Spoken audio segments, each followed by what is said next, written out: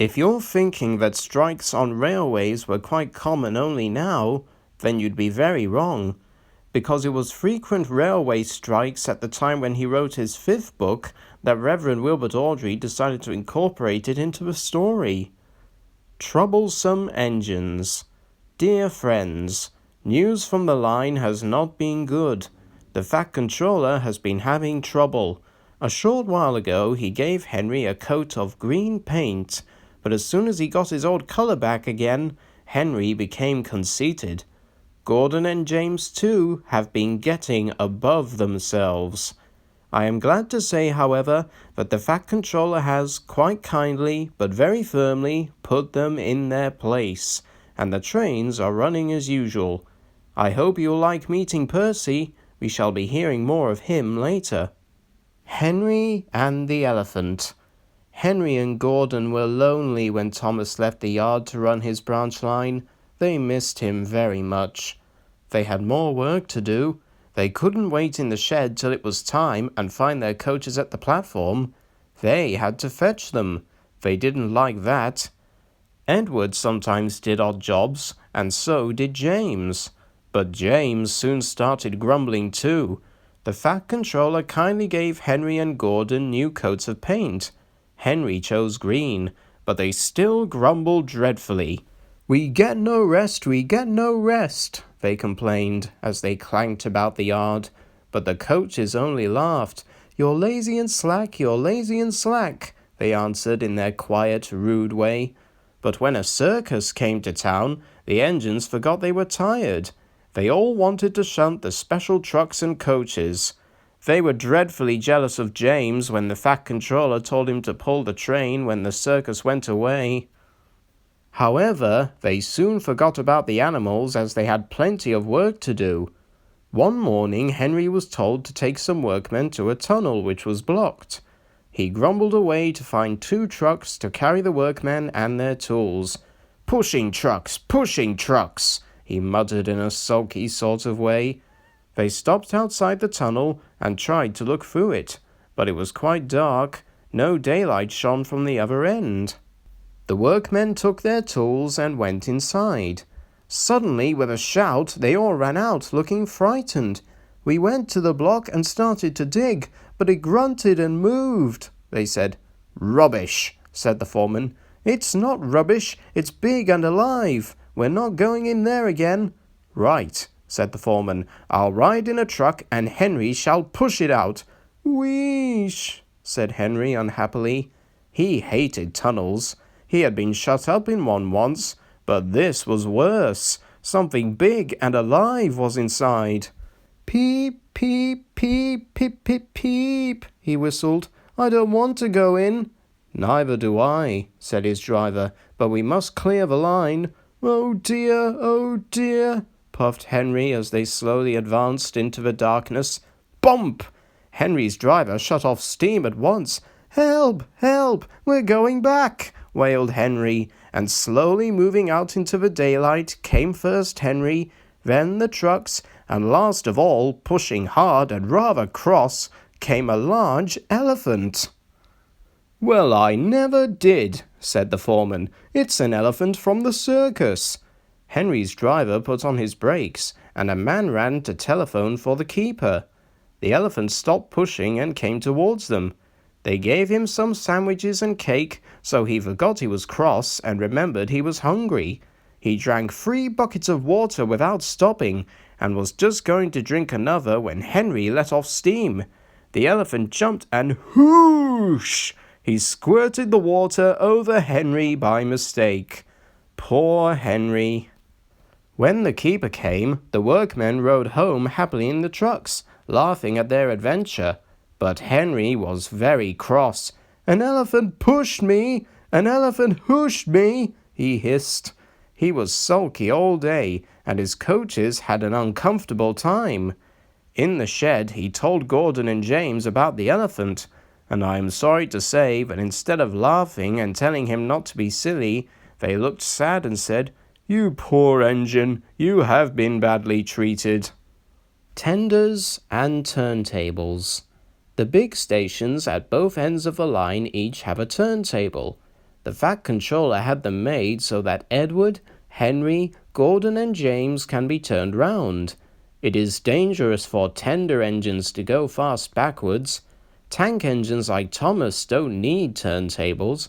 They can go just as well backwards as forwards. But if you had heard Gordon talking a short while ago, you would have thought that the Fat Controller had given him a tender just to show how important he was. "You don't understand, little Thomas," said Gordon. "We tender engines have a position to keep up. You haven't a tender, and that makes a difference. It doesn't matter where you go, but we are important. And for the Fat Controller to make us shunt trucks, fetch coaches, and go on some of those dirty sidings, it's not the proper thing." And Gordon puffed away in a dignified manner. Thomas chuckled and went off with Annie and Clarabel. Arrived at the terminus, Gordon waited till all the passengers had got out, then groaning and grumbling, he shunted the coaches to another platform. "Disgraceful! Disgraceful!" he hissed as he ran backwards to the turntable. The turntable was in a windy place close to the sea. It was only just big enough for Gordon, and if he was not on it just right, he put it out of balance, and made it difficult to turn. Today, Gordon was in a bad temper, and the wind was blowing fiercely. His driver tried to make him stop in the right place. Backwards and forwards they went, but Gordon wasn't trying. At last, Gordon's driver gave it up. The fireman tried to turn the handle, but Gordon's weight and the strong wind prevented him. The driver, some plate layers, and the fireman all tried together. "It's no good," they said at last, mopping their faces. "Your tender upsets the balance. If you were a nice tank engine, you'd be all right. Now you'll have to pull the next train backwards." Gordon came to the platform. Some little boys shouted, "Come on, quick! Here's a new tank engine." "What a swizz!" they said when they came near. "It's only Gordon back to front." Gordon hissed emotionally. He puffed to the junction. "Hello," called Thomas. "Playing tank engines? Sensible engine. Take my advice, scrap your tender and have a nice bunker instead." Gordon snorted, but didn't answer. Even James laughed when he saw him. "Take care," hissed Gordon. "You might stick too." "No fear," chuckled James. "I'm not so fat as you." "I mustn't stick," thought James anxiously as he ran to the turntable later. He stopped on just the right place to balance the table. It could now swing easily. His fireman turned the handle. James turned much too easily. The wind puffed him round like a top. He couldn't stop. At last the wind died down, and James stopped turning, but not before Gordon, who had been turned on the loop line, had seen him. "Well, well," he said, "are you playing roundabouts?" Poor James, feeling quite giddy, rolled off to the shed without a word. That night, the three engines had an indignation meeting. "It's shameful to treat tender engines like this. Henry gets hooshed by elephants, Gordon has to go backwards and people think he's a tank engine, James spins round like a top and everyone laughs at us, and added to that, the Fat Controller makes us shunt in dirty sidings. Ugh!" said all three engines together. "Listen," said Gordon. He whispered something to the others. "We'll do it tomorrow. The Fat Controller will look silly." Trouble in the shed. The Fat Controller sat in his office and listened. The Fat Controller frowned and said, "What a nuisance passengers are.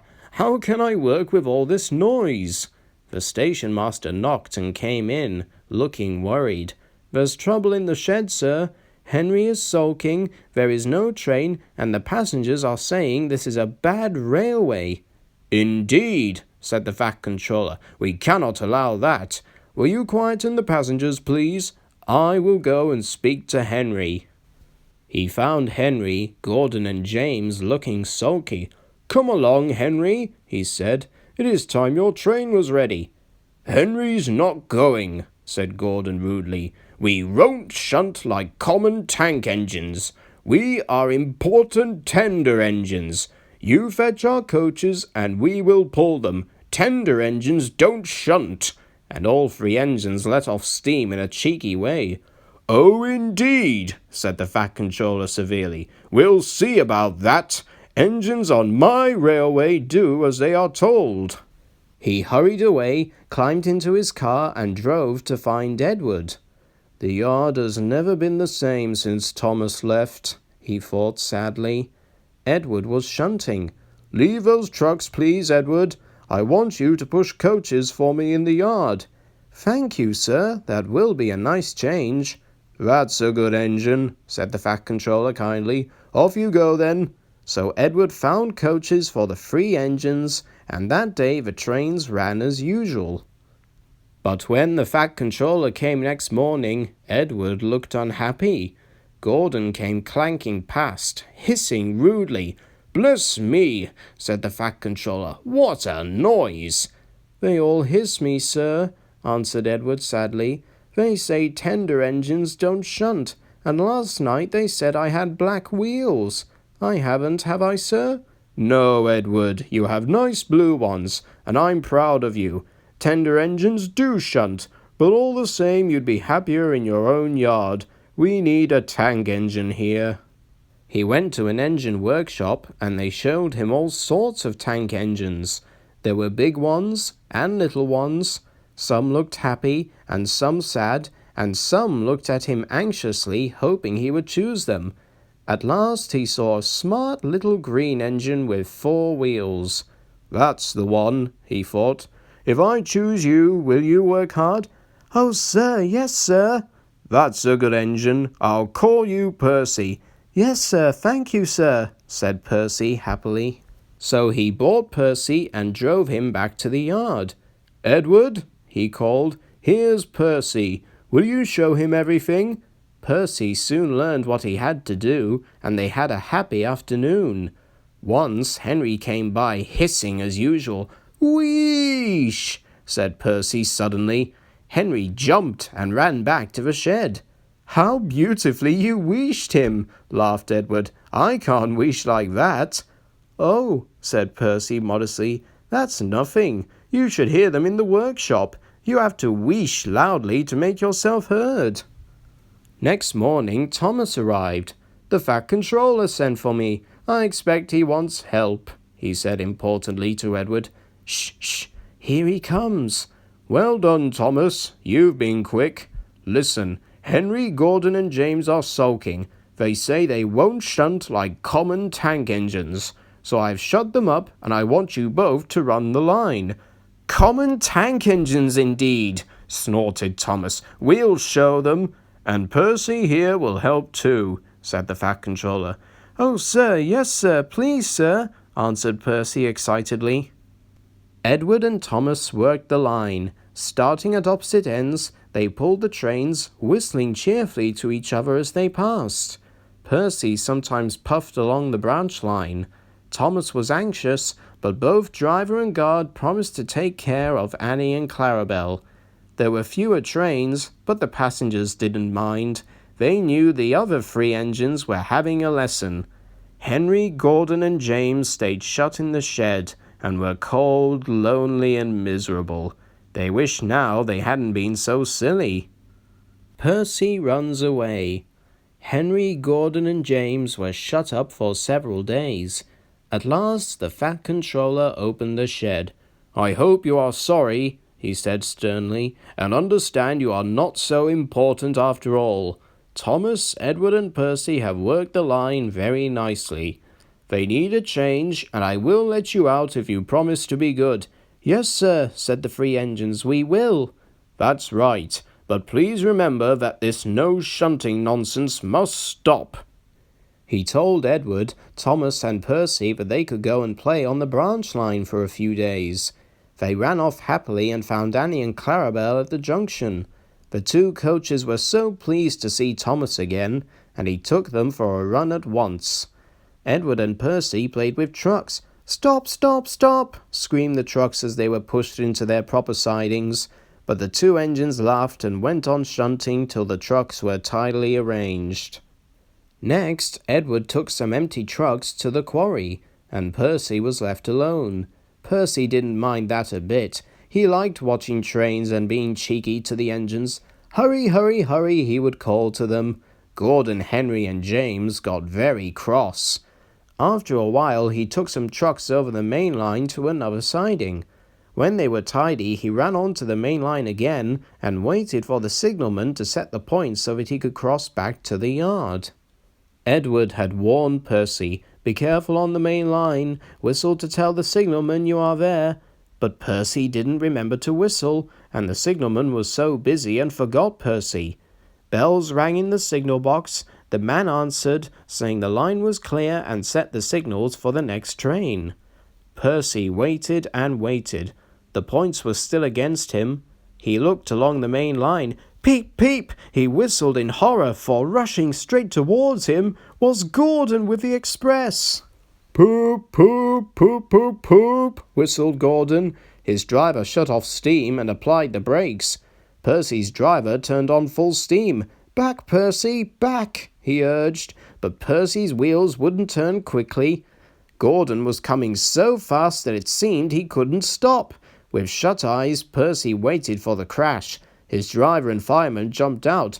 "Ooh!" groaned Gordon. "Get out of my way!" Percy opened his eyes. Gordon had stopped with Percy's buffers a few inches from his own. But Percy had begun to move. "I won't stay here. I'll run away," he puffed. He was soon clear of the station and running as fast as he could. He went through Edward's station whistling loudly and was so frightened that he ran right up Gordon's hill without stopping. He was tired then and wanted to stop, but he couldn't. He had no driver to shut off steam and to apply the brakes. "I shall have to run till my wheels wear out," he thought sadly. "Oh dear, oh dear." "I want to stop, I want to stop," he puffed in a tired sort of way. He passed another signal box. "I know just what you want, little Percy," called the man kindly. He set the points, and Percy puffed wearily onto a nice empty siding, ending in a big bank of earth. Percy was too tired now to care where he went. "I want to stop, I want to stop. I have stopped," he puffed thankfully as his bunker buried itself in the bank. "Never mind, Percy," said the workmen as they dug him out. "You shall have a drink and some coal, and then you'll feel better." Presently Gordon arrived. "Well done, Percy. You started so quickly that you stopped a nasty accident." "I'm sorry I was cheeky," said Percy. "You were clever to stop." Percy now works in the yard and finds coaches for the trains. He is still cheeky because he is that sort of engine, but he is always most careful when he goes on the main line.